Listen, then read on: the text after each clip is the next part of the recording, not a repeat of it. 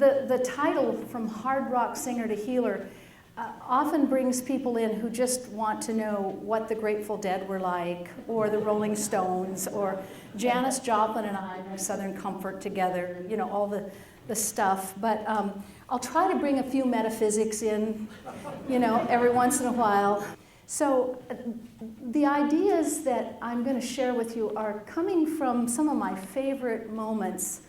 And that's why this citation sheet, which is a gift, was so important that you had a copy, because I'm going to refer to these citations and what they meant and how they worked.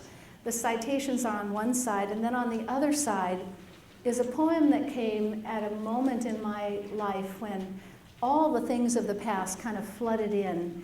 And that poem just kind of came to my thought, and I wrote it down. And it's been something that I've really treasured. So I wanted to give you one of my moments that I found a great gift in that poem. So to kind of get going a little bit, I'm from, as I said, Salem, Oregon, and we have 6 kids, my husband and I, and none have the same 2 birth parents. And they range from 20 to almost 50, and I had her son, and then we adopted a little girl who was 9 from the state of California, a biracial daughter who'd had 14 homes when we got her.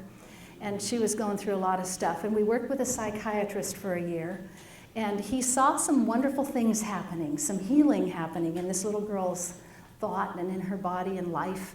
And he was so impressed, he called me one day and said, "I've got another child for you." And I thought, yahoo! Because it was not an easy time. And he said, "This little gal's 6, and she's had 13 homes.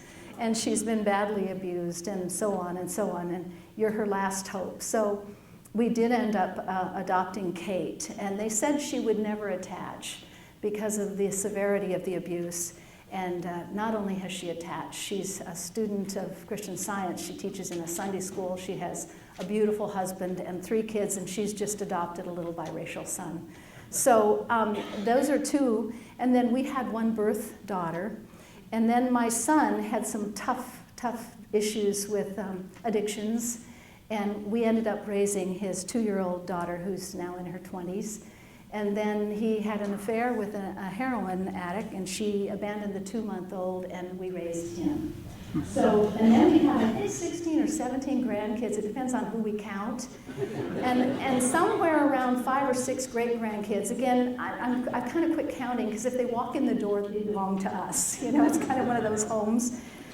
So everything that I'll talk about comes from the heart, and it's been proven. And I'm so grateful for this opportunity, because this world, and I turned on the news today to see what California is facing, needs a whole bunch of prayer and a whole bunch of love. And we'll look at some ways that even if we're people who pray all the time, maybe we can step it up a notch and stop some of the stuff that's going on in this world that needs some deep prayer and some healing. So we're going to explore some spiritual ideas, again, based on the sheet that I've given you, that really make a difference. Now, there are people here who walked in and hadn't been to a lecture before, don't know too much about Christian Science. And for those of you who haven't heard of these ideas and don't know about them, there are folks here, and you can meet some of them at the back door, who will mentor you and help you. If there are ideas that you go, "Oh, I love that idea, how can I learn more about it?" The people in this community who are sponsoring this event would just love to, in any way they can, be part of your progress spiritually. There are also opportunities to visit church services or go to the reading room, purchase literature, or again, there's free literature in the back. So there are lots of resources. This is a powerful, deep thinking community. They took me into the jails yesterday, and we had a couple of wonderful opportunities to talk to folks there. So there's a whole movement of thought here. So if you feel like you'd like to know more about some of these ideas, just be sure and contact somebody here and say, how can I find out more? My experience started when I was a little girl, kind of wondering what this was all about. I'd never found this world an easy place, and it didn't make a whole lot of sense, partly because my early religious training, it just didn't seem fair that we were made out of dirt and a rib, and that God made us sinners. That's what I was taught. and that God was somehow judging each of us, and that if we did good things, we would go to heaven. But he made us sinners, so how are we going to do good things? And if we don't do good things, we're going to go to the other place. And I just had this feeling, ooh, this is kind of a risky business, this life stuff. And it got worse.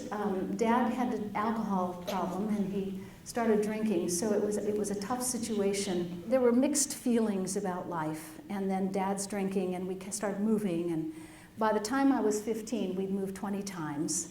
And so every place I go, I can say, oh yeah, I lived there, I lived there. I lived in Newport, Redondo, Hermosa Beach, Fallbrook, and then all the other places. So this is kind of my stomping ground for, I think, a few months. Anyway, so when Dad left, he had kind of started abusing me when he was drinking when I was about 12. There was stuff that wasn't appropriate, and so there were mixed feelings about parents and alcohol and all that, so it wasn't a very happy time. And at that point, when Dad left in the middle of the night, I just didn't know how we were going to survive, because I was the oldest of 3 kids, and Mom, she was just devastated. She loved him. You know, when somebody has an alcohol problem, you can still see the good part. And that's the thing about kids, they still see the love in their parents no matter what they go through. So there were all these issues that we didn't quite know what to do with. But the one thing I knew I could do was sing. And that was the thing that took us through all those years of not having a home or not knowing where we were going to live, is my brother, sister, and I were singers, and we sang all different parts of harmony. And he went on to be the leader of the New Christy Minstrels and sang in all these things and make a couple albums. And I was just loving music. That was my refuge. But to try to get to the point where that fit into my life, it was really a challenge. And I ended up trying everything outside to try to make that feeling inside of not belonging or not feeling good about myself go away. And I think of all the folks, I do a lot of prison talks I look at, and they're just trying everything to feel good. They just want to feel good inside, and the world's promising you will feel wonderful if you do this, if you take this drug. Recently, I saw one that said, and it was probably a couple years ago, if you take this drug, the first 2 heart attacks won't happen. Now, how do you measure that? You know, I just didn't have 1, I just didn't have 2. I mean, at some point, we've got to start rebelling against the stuff that's coming at us. Well, things were coming at me. If you do this drug, you're going to be original, you're going to be a great thinker, you're going to write original music. And we were, at this point, I kind of went out on my own. I got pregnant at age 16 looking for Dad and all the boys around me and trying to find the love that had walked out. And all I ended up with was a little baby. And I loved him. So I'm on my own in California with a little baby at about 17 years old and trying to figure this thing out. There's a lot of folks doing that today. And I got into drugs because they were just like today, only a lot of it's legal. In those days, a lot of it wasn't legal. And trying all this stuff, and I was home alone and writing music. I brought my album. It was a great big album, and they shrunk it into this little teeny CD so I could carry it. And, the Morning Glory, and it was all, and gosh, it was looking really good. You know, I'm making money and signing autographs. And Hendrix and I played the Fillmore Avalon and all the, Rolling Stones. We did Circle Star Theater, and that was Mick Jagger or something else. I call him Spitty and Sweaty, because that was my impression of this guy. And I cannot believe he's still doing the same thing he did 500 years ago. And this guy is just like an immortal experience. So. But that's all on one side. And so the other side is just, inside feeling like, what is this? What are we doing here? I mean, have you ever really thought about what are we? Why can we wiggle and why can we smile and do all these things? What is this? Well, without any sense of a God as my cause, it was pretty perplexing. So I'm writing music, and it's all original, and we had to really come up with new ideas, and everybody said, oh, if you do these drugs, you're going to think wonderful new thoughts.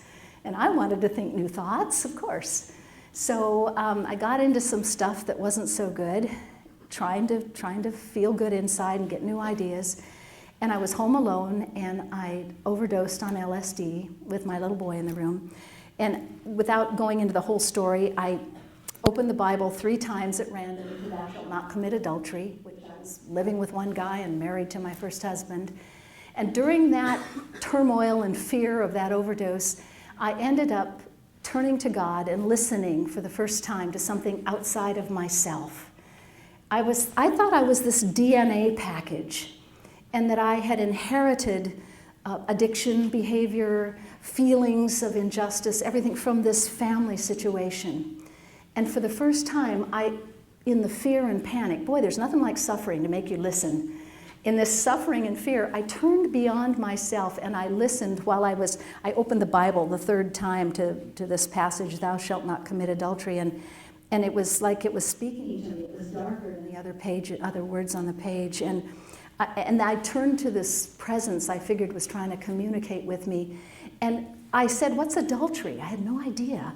And through this fear came words, it's living with one man while you're married to another. I thought, yeah, somebody's here besides me. This is great. I already figured I wasn't going to heaven, so I didn't really care that I'd gotten caught. But in this moment of hope, what a thought, we're not here alone. When you thought you were alone, I heard this voice, and I took a chance and I said, all right, if you'll help me, God, I'll do anything you tell me to do. And I was scared of God, so that was huge.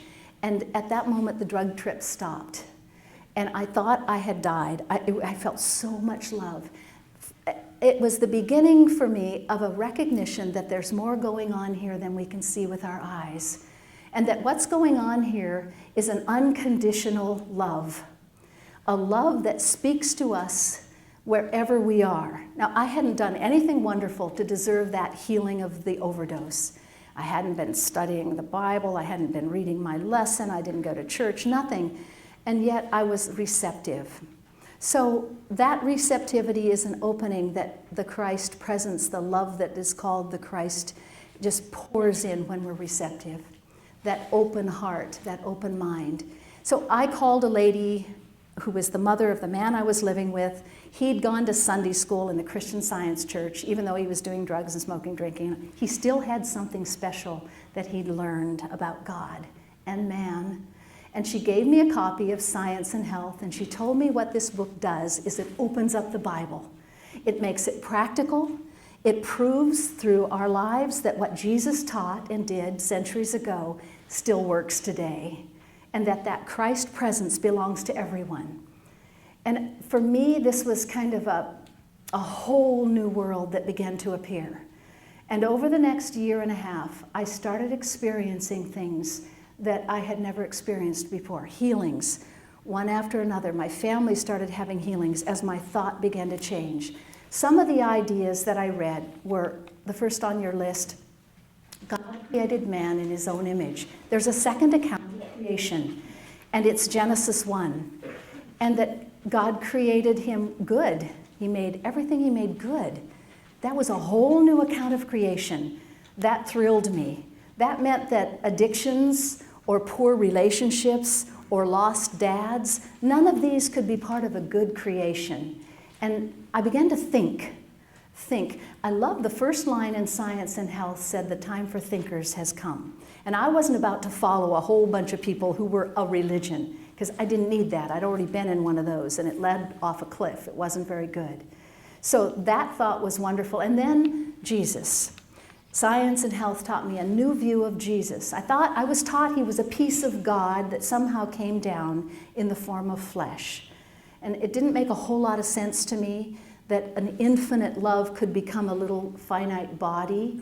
And so I kind of questioned that in my thinking, in my little bit of theology, again, because I like to think.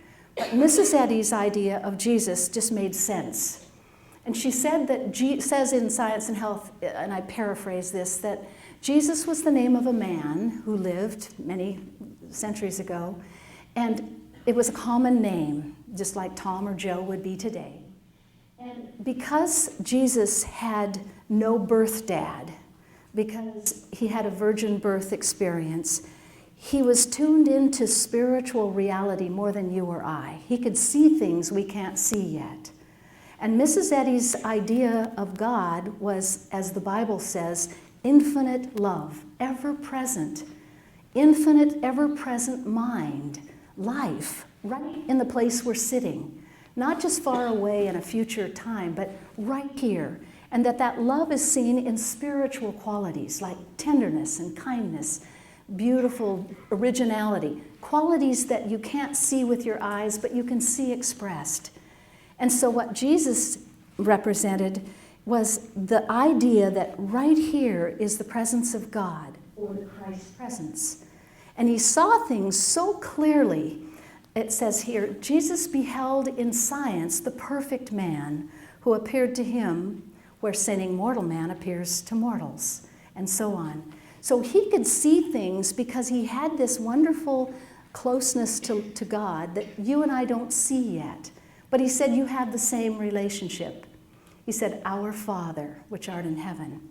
So this for me was kind of like I'd moved to a new place. I was beginning to find a heritage I didn't know I had, that possibly there's something here in the presence of each of us that Jesus showed us was here that's so good, and he saw it so clearly that he actually was called Christ Jesus, or the man who sees God, the man who knows reality. And his seeing of that reality wasn't just kind of an ego trip, it was a power. It made people who were blind see, and it made people who were dead alive, and people who were poor, they found what they needed. So I loved the idea that this isn't just some kind of a mystical concept that I just think about, but that there's something more involved that we can use that does things to our human condition. So for me, this whole idea was so darn practical. And I'm from a family who, my husband's family came over on the wagon train, and mine were apple growers, we're farmers. And if it doesn't work, we can't use it, we can't keep it. So it had to work. So I'm feeling this is maybe something that's going to make a difference. And it did. It made a powerful difference in spite of my feeling that I could never be a part of a religion. I started studying these ideas. Wonderful things began to happen. And I began to think of evil, the bad things in my history, the bad things that had happened to me, in a new way. Before I thought I was a victim. But a new concept, being a musician, made sense, and that is kind of like there's music in this room, we can't hear it. But it's all over this room, and if we had radios, for those of you who don't know what radios are, they're things you turn on and you hear music. In the old days, we had those. If you had a radio and you turned it on, and antennas are things on top that you move around and hear the sound with. Anyway, if you had a radio and turned it on, gosh, you'd hear all this music. But if you turned it on and you heard, that's called static, you wouldn't be afraid. You'd just simply know what the music was that you wanted to hear, and you'd tune more carefully until the static disappeared. And I recognized that the music was like the qualities and the presence of God. Jesus said, the kingdom of God is at hand and within you. And yet I was feeling all this static. It was all around me. It was a drunk dad. It was moving. It was no stability, no money. And I was starting to exhibit some addictive behavior that was out of control. And it just looked like a lot of static. So with the idea that all of God filled all space, and that I could tune into it, a whole new way of thinking opened up. And the way that it worked for me, there's another passage, she says in Science and Health, and on your sheet, as mortals gain more correct views of God and man, multitudinous objects of creation, which before were invisible, will become visible. That to me meant that everything you ever thought was wonderful in the expression of God's goodness is already here. But we can't see it or know it until we tune into it. And as we tune into it, the static or the fear or the ugliness or the disease, or in Jesus' case, even the death, dissolved and became nothing in the light of this incredible light of love, or that Christ presence. Well, this was like, to me, I remember when I first started reading some of these ideas, I was the first one in my family to ever hear of the thought of a Christian science that could be used. Christian being the qualities of God that Jesus introduced, beautiful Christian qualities, and science being the application of those qualities to a life. So I was so inspired. I remember I went home, things began to happen, the drugs began to fall away and so on, and I'll share how that happens. And I was, Mother, you won't believe it, God is right here. And she's like, yes, Ginny, okay, But Mom, it works. And now she's, yes, Ginny, it really has worked. It really does. And they're all having healings and wonderful things started happening. What I did specifically, I gave you 4 R's on the bottom of your page. It's not a formula, but it was my way of best defining the thinking that went on. On the outside, there were a whole bunch of things that I got involved with, but I was trying to feel spiritual qualities in those things.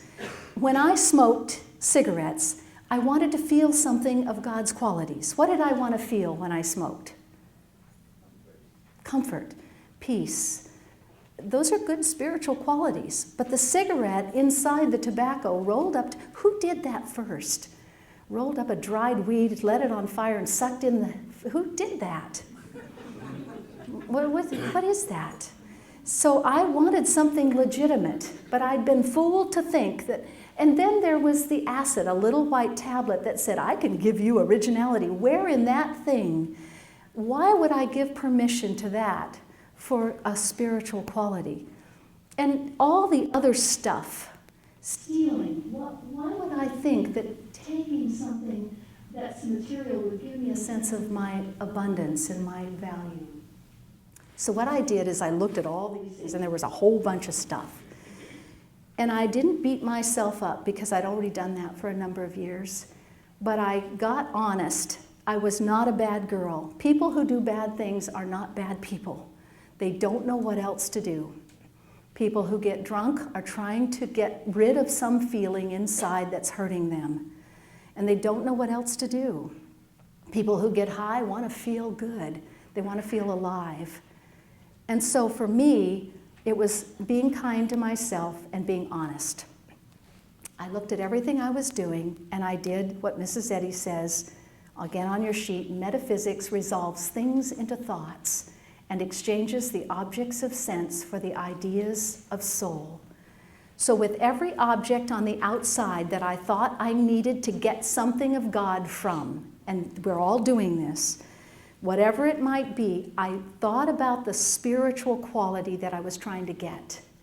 And instead of trying to get it from stuff on the outside, I claimed it, wrote it down on a piece of paper first, looked it up in the dictionary, and then I would read it in the Bible and Science and Health to try to learn about it, like tenderness or honesty or kindness, things that I didn't feel. And I would study them, and then I would claim them and lay down at night and just claim, right here, right now, I'm rich.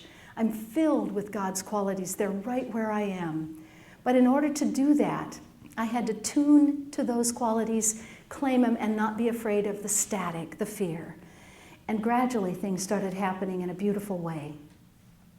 Mary Baker Eddy's life was full of tuning in to God's qualities and wonderful things happening. She's the author of Science and Health. And I was reading everything I could about this lady because she had a real life. And she did things that to me were almost like mentoring my thought. One was she was courageous enough, and I was being very courageous because my whole family were saying, what is this thing you're studying? This is really a whole new way of thinking. But Mary Baker Eddy was so courageous, and some of the things I read was she established the Christian Science Monitor in 1908 when women, 12 years before they could even vote. I mean, she was just so filled with the wonder of knowing that God's right here and that God's law heals. And then that sense of abundance that she saw, that each of us is rich. We're sitting in the presence of a God who is all love. And that brought so many wonderful relief, much relief from poverty. One example is a story that's from a book that I highly recommend called Mary Baker Eddy, Christian Healer. There had been no rain in the Concord area where she lived throughout November. The farmer who delivered Pleasant View's milk, which is where she was living when she was establishing these ideas, told the cook that his well was empty and his cows were beginning to go dry. In New York, I had to explain that they weren't drying up, their milk was, because they didn't quite get that. When Mrs. Eddy was told about this, she smiled and said, "Oh, if he only knew love, God, fills that well." The next day, when the farmer came, he was overjoyed to tell the cook that that morning he found his well full of water. And what was amazing to him was that there had been no rain to fill it. There's a law of abundance, just like the music in this room, that if you turn to it and use those 4 R's, and I'm going to explain now how to use them, that abundance naturally appears, because the static of poverty, of poor health, of age, of time that would limit us, is not real. It's no part of the music of God's creation. And you and I have the right to stand up to that fear, that static, and say those 4 R's. No. The first R being, I'm not afraid. No, I reject the thought of poverty. First R, reject. The reverse of poverty would be the qualities of God that are abundant. Abundance, overflowing, beauty, perfection, order, all the things that would be the opposite of poverty.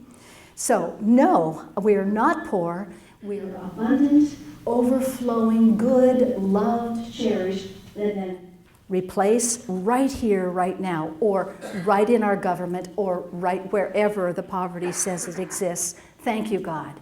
This is more than just a nice mental exercise. Jesus said, "Ye shall know the truth, and the truth will make you free." And I started doing this. I started doing this in little things at first. I am not addicted, and I'm filled with the abundance of peace and so on right here, right now. Thank you, God. And pretty soon, the addiction fell away. I just didn't want the stuff anymore, because I started feeling the qualities that the stuff outside said it could give me. And I realized that I'm standing in the presence of all of God's qualities, and that they're all over the place. All the joy, all the peace is all over this side and all over this room. But to hear it and feel it, I have to tune in to those qualities and tune out the static by not being impressed with it or afraid of it. Boy, did this seem like a world to discover. Like a little bit of gold led to the whole thing, and I'm still doing it. But here's what happened. First of all, I worked on this for father qualities, because I thought Dad had left with all my father qualities in the middle of the night when I was 15. And I felt very abandoned. And it had caused me to look in people, in men, for father qualities, or look in drugs for a sense of hope.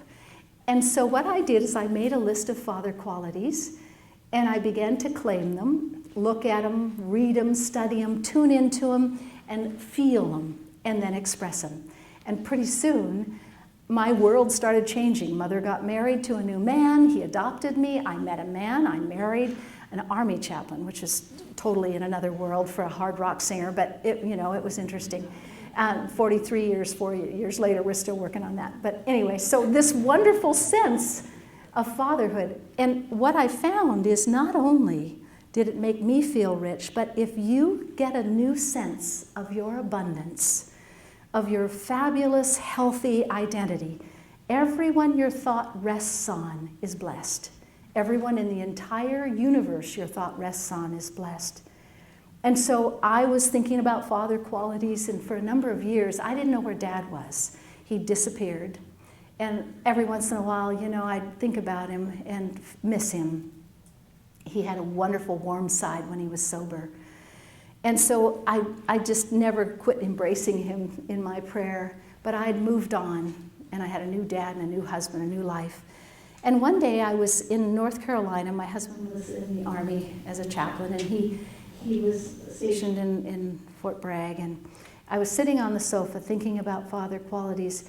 And when you feel a new quality, don't just think about it, feel it, let it kiss you, let it love you, and go right to your heart, melt the things in you that need to be melted. I often cry when I do this. I call those little ice cubes melting, because there are places that I've kind of closed up, and when that Christ is accepted in, then melting happens.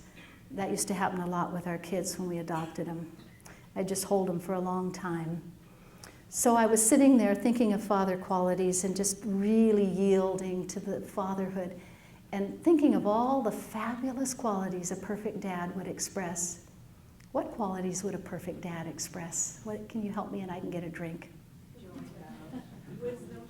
Remember rich. He'd be rich. Rich is good. And it's so important that we don't think if we have a lot, somebody else doesn't. That's really not fair. Rich is standing in the presence of an abundance that can appear for everyone equally. So remember, rich is unlimited without any consideration of lack. A father who was rich could make decisions based on his love alone.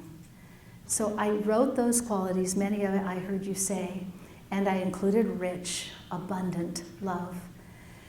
And as I thought about this fatherhood and felt it and yielded to it and let go of those feelings of poverty, suddenly it was like something happened in my thinking, and I knew that I didn't have an alcoholic father.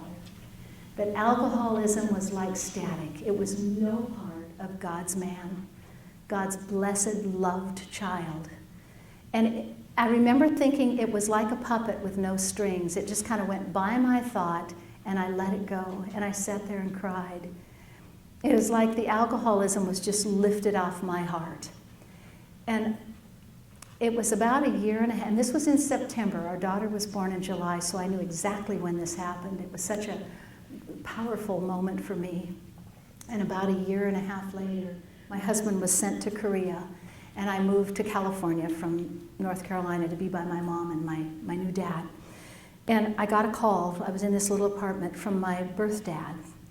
And I couldn't believe he called me. First I hadn't heard from him for so long. I said, how'd you get my number? And he had tracked me down. My mother had started a new business. My family started totally changing. I mean, there were so many things happening. It was like a cloud was lifted.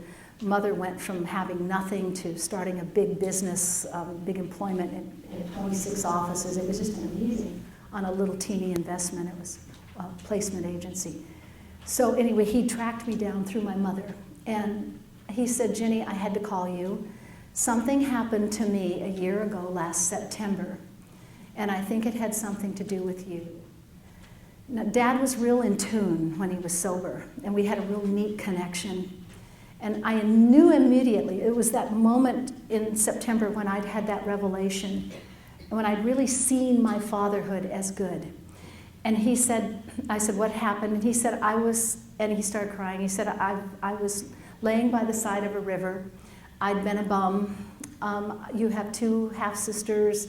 I'd been married, and he just went through this litany of horrible things. And he said he was a mess, like a hobo by the side of a river. And he said, it hit me like a light. I never want another drink.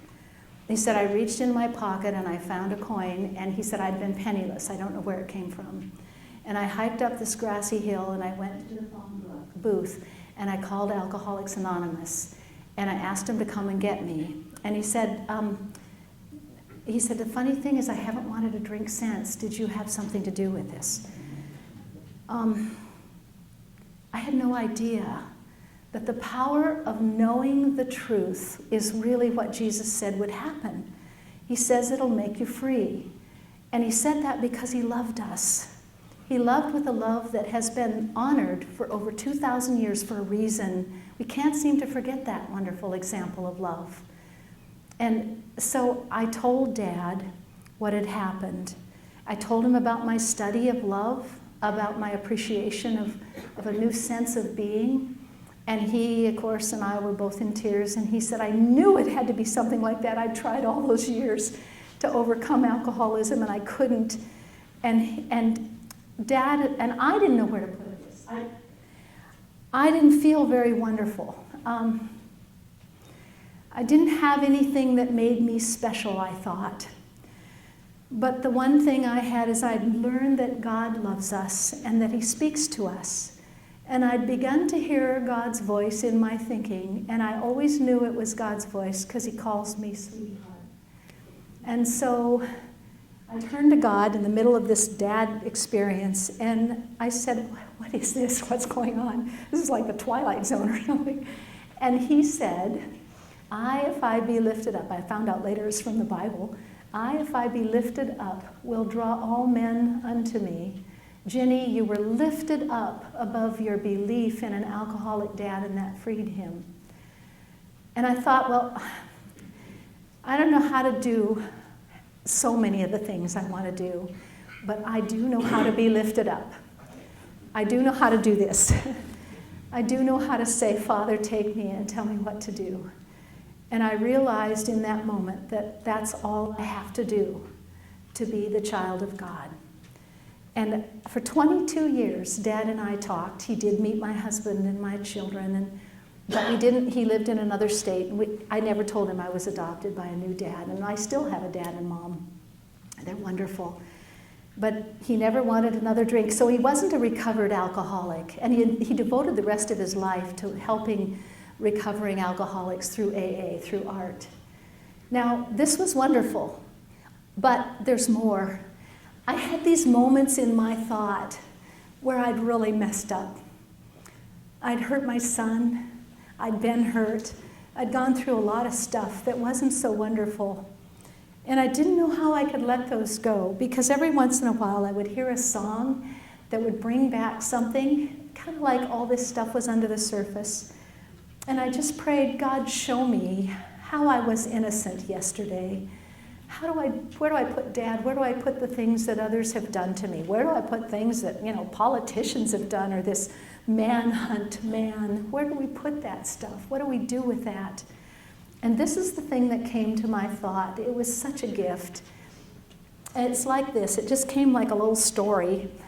God talks to me like I need to hear it, so I get simple things. And this is the way it was. If this was a big mirror, and I'm standing in front of the mirror, and Dad's standing next to me, and he's drunk, and he picks up some mud, and he sees my physical form in the mirror. This is the DNA stuff, the physical stuff that we're all carrying around right now. And he was drunk, and he didn't know what to do, and he took that mud and he spread it all over that image of me, and I thought this was all I was the physical stuff. So I saw that dirt, and I walked around feeling I'm dirty, I'm no good, I'm unloved, I've got bad DNA, all that stuff. Dad got drunk because he was in World War II, and he saw horrible, horrible things.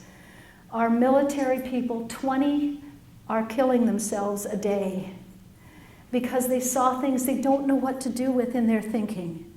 Dad witnessed the death of his brother prematurely and left 3 kids, and he didn't know where to put it because he was sincerely gentle and tender.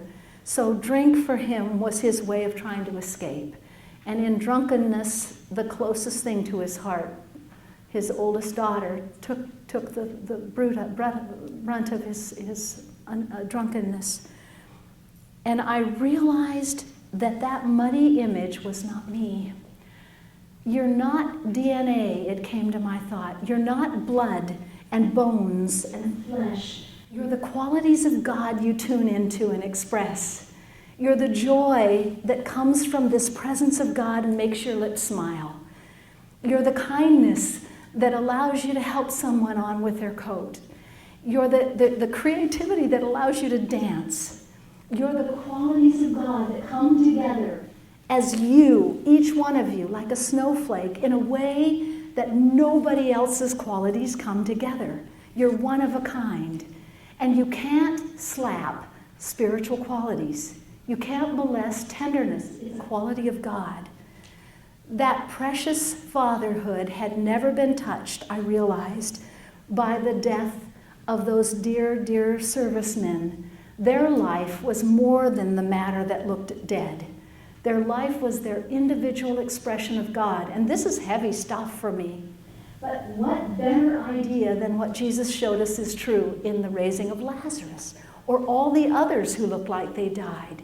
He saw the reality of everyone he came in touch with, and they were well again. So for me, this was a forgiveness, not move on and don't remember it, but it never touched you. If you've done horrible things or they've been done to you, there's a passage that I just cherish. I gave you again. In Science and Health, I hold this up to my thought. It says, next to the last one, third to the last, it says, to all mankind and in every hour, divine love supplies all good.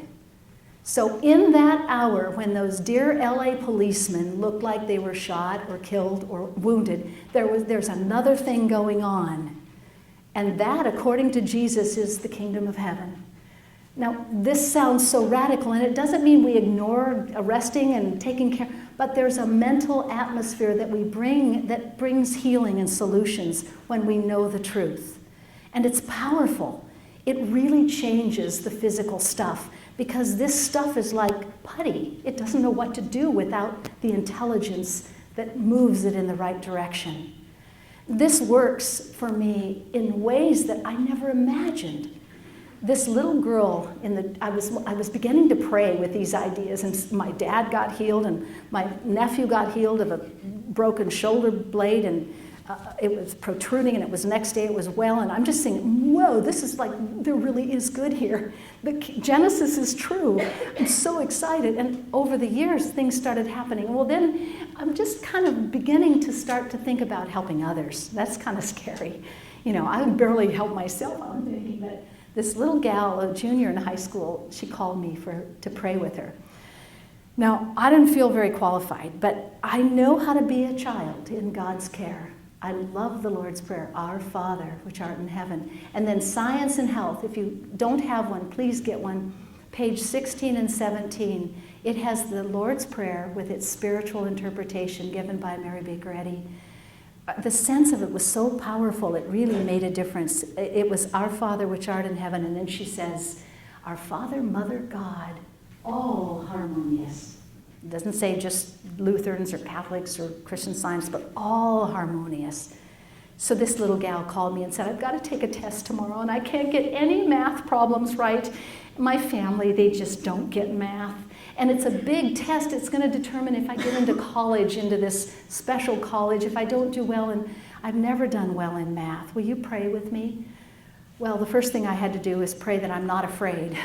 I'm not afraid to pray. Well, it's not Ginny with this brilliant mind that's going to somehow go and readjust things, but it's kind of more a prayer. Okay, Father, I know that you're right there. You're loving her. You're her Father. Open my eyes that I can see what you see. And one thing when I started to pray for her, the test was the next day, is the thought came to me, we do not have any DNA thought processes. We do not have any DNA thought processes, but all patterns of thinking come from infinite love, infinite mind. Therefore, we don't inherit tempers, we don't inherit diseases, we don't inherit bad traits, we don't inherit things that would hurt us. And this was such a new thought. She doesn't have any DNA thought processes. It was quite simple, but it was so deep and profound. And I just yielded to that. Okay, so right there, God got there first. God is the only consciousness she reflects and expresses. She said she studied normally and then went to bed. She said, I walked in to take the test, and it was like a light bulb went on. She said, I all of a sudden understood math. She said, I got every one right, even the bonus questions. She said, I don't understand it. It was so clear. She went on to college, and I talked to her years later and got top grades in math. Well, for me, this is the basis of freedom from addiction. We have not inherited addictive behavior. We're in the presence of the clarity and the consciousness that knows only good. And we can do this thinking about others. We can think about others this way. So for me, that was one healing that was powerful and clear. But sometimes healings are really of things that are pretty universally accepted. Cancer right now. A lot of folks think there's nothing you can do about it. And it's got all kinds of fancy names. And there are a lot of folks who are struggling. I was with a student of Christian Science this last year who tried and worked through some of these feelings that there was something not right because it was diagnosed during a birth. and cervical cancer. And she worked on this for a number of years, but didn't have her healing, and finally went to the doctor, and I agreed to go with her. Went through the chemo with her, went through the radiation with her, went through all the things that needed to happen with her. She's cancer-free, but she used these ideas right in the midst of that environment. In fact, she ended up giving science and health to nurses. She shared it with doctors. She shared it, and things that were supposed to happen didn't happen. She didn't lose her hair, she didn't sweat, all the things, you know. And they were just, wow, this is great stuff. So for me, that was kind of, wow, even no matter where we find ourselves, there's a law of love that's walking with us. We're never outside of that law of love.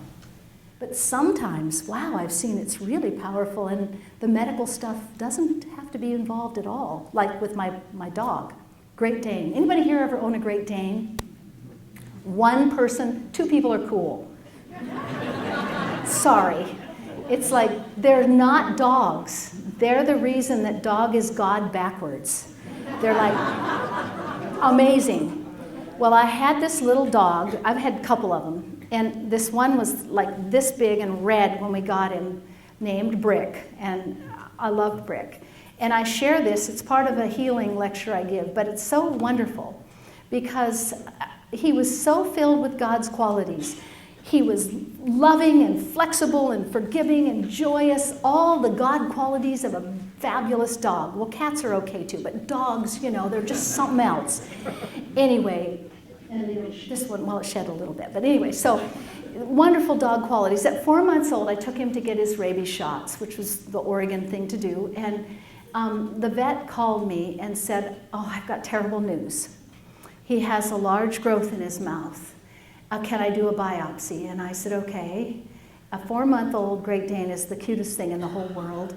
And the biopsy came back. She says it's malignant. He won't live longer than 6 months.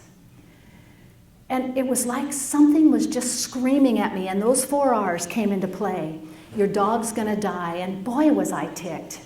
I rejected that, no, and so did my husband, no. And we said to the vet, no. She said, I recommend you put him down. I said, no, we can't do that. It just, let me call somebody to pray with us. I often call someone if it's something that's real close to my heart. And I called somebody clear across the United States to pray. And he prayed every day, and what we did was we did the 4 R's. Whenever we thought of Brick as having cancer, we rejected it. No, cancer is not real. And then we reversed. We thought of the qualities of Brick. We thought of his joy, his buoyancy, his beauty, his love, his tenderness. He was just so wonderful. So we rejected, we reversed, and then right there, right now, where that cancer claims to be, there's intelligence. Cancer is stupidity. It eats itself and becomes nothing. What a stupid plan. So we claimed intelligence is there where those dear gums are. Wisdom. You know, the power of a dog's jaw is fabulous. And so power is there. And then we rejoice. Thank you, God. This is the true identity of that individual idea. Animals, people, dogs, everything have an individual identity that's forever, according to the Bible. So we prayed like this with the practitioner praying with us for a month and a half. And we got a bill, and it was a big bill. And my son-in-law, who was an atheist at the time, came over. He's not now. He now teaches in the Christian Science Sunday School. And he came over, and he was down petting Brick. He was a big guy, and he's down on his knees petting Brick. And he said, well, did you have surgery on Brick's mouth? And I said, no, why? And he said, well, I had noticed a while back that he had this growth in his mouth. Well, we hadn't noticed it, but he was a little more like tuned into stuff like that. And he said, and it's gone. I said, it's gone, really? I looked at his mouth, and the canine tooth, the lower tooth, was back a little bit or forward a little bit more than normal. I said, my gosh, it's gone. So we put him in the car, and we went down to the vet's office. And I said, look, Dr. Rosen, it's gone. And she said, oh my gosh, this never happens. She started crying. She loved Great Danes. And threw her arms, and she took him around me and took him to all the vets and said, oh, I've never seen anything. And she wrote this whole paper up for us. It was really fabulous. And she said, I'll never, ever tell anybody that it's hopeless again. Brick lived a full Great Dane's life, which is not 300 years. Eventually it will be. Now it's like 10. So we got to limit, this death stuff is really a bummer. It's really not what Jesus said is supposed to be going on here. But we're just beginning. We're just kind of in the beginning stages. So I'm going to ask you, that 4R thing is real powerful. We've got some issues in this world, and you've got some here in California. We've got some in our politics, and then you go over to Syria, this whole world. We've got a huge storm heading for Boston with 3 feet of snow and all that. So if you would help me, and together we can unite over the next week by take these 4 R's to heart. And you may already be a prayerful person who has your own way of thinking and praying, but just because this is what I have, choose 3 things and get tough. The imposition of the static of this world needs to be silenced. We have the right to recognize that God is good and that we're living in the presence of an intelligent principle that is love. And when we take a metaphysical position, we do it not alone with human will, but with this powerful force that Jesus gave us that says the kingdom of heaven is within you. And again from Romans, be not conformed to this world, but be ye transformed by the renewing of your mind, that ye may prove what is that good and acceptable and perfect will of God. You're the perfect will of God now, no matter what this stuff tries to tell you. So pick 3 things and pray, reject, reverse, find the spiritual qualities that are the opposite of that ugliness, and know that right there, right now, that goodness exists. And then thank you, God, until you see something in your thought or in your world that says, this is really true. This is the presence of God being seen. And with that, we can prove that Christian Science, the science of this Christianity brought to the thought of everything our thought rests on, heals. It restores bodies, bodies of government, physical bodies. It brings health to light, and it changes lives. And we can make a difference. We can be part of the solution to the world that needs and loves to feel so much of the presence of God that it's healed. Thank you.